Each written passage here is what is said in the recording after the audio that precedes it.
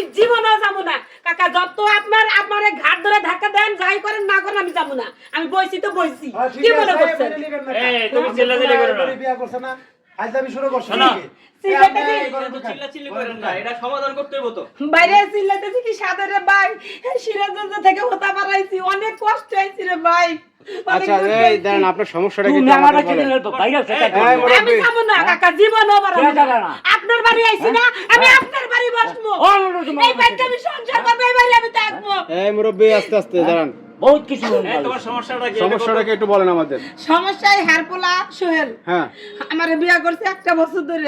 আচ্ছা বিয়া করে তুই 3 মাস ধরে পালাইছে, আর কোনো খোঁজ নেই ভাই। হ্যাঁ।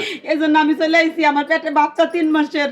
আচ্ছা এই শুনেন, আপনার ছেলের নাম কি সোহেল? সোহেল সে করে কি, কাজ করে কি? ওই যে সিরাজগঞ্জ চাকরি করে, কিসে? ওই কিস্তি খুশি এনজিওতে। এনজিও তে চাকরি করে। এখন আপনার সাথে পরিচয় কিভাবে হয়েছে? আপনার কিস্তি রয়েছে কে? আমার মায়ে কিস্তি আপনার মায়ের রয়েছে। হ্যাঁ। ওই সুবাদে আপনাদের বাড়িতে যাতায়াত ছিল। যাতায়াত ছিল। হ্যাঁ। পরে আমারও মানে ভালো লাগছে?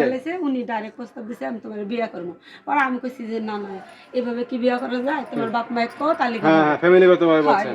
কিন্তু উনি বলছে যে আমি তো একটাই পোলা, সমস্যা না, বিয়া শাদী করার পরে তাদের জানালে কিছুই করবো না। এবার বিয়েটা করছেন কিভাবে? লুকাই লুকাই করছিলেন না জানা দিনে সবাই? ভাই গোপন ভাবে বিয়া ওই করছে। যে গোপন ভাবে করছে, কিন্তু আপনার ফ্যামিলি জানতো? আমার মা আব্বা খালি জানে। জানতো যে আপনারা বিয়ে করছেন, সংসার করতেছেন।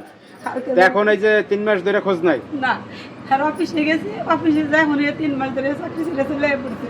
পরে ভাই এদিকে আমার 3 মাসের পেটে বাচ্চা, আমি অনেক কষ্ট করে ঠিকানা নিয়ে ভাই এই হতে পারা চলে এসেছি।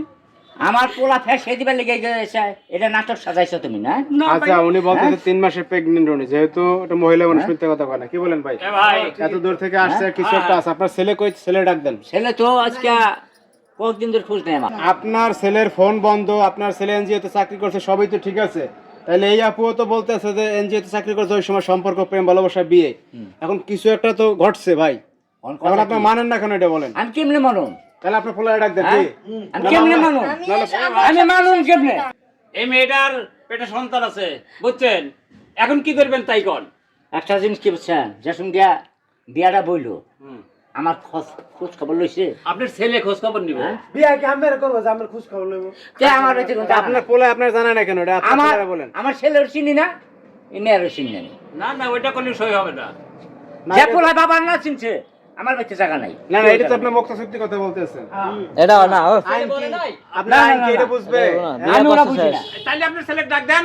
আমি আমার ছেলের কোনো খুঁজি পাইতেছি না। আমি এটা মানুন না। সরা দিছেন আপনি। এই মা তুমি যাও আমার বাড়িতে। আমি জীবনেও যাবো না। আমি এই যে বইছি না, আমি এখানেই বয়ে থাকবো।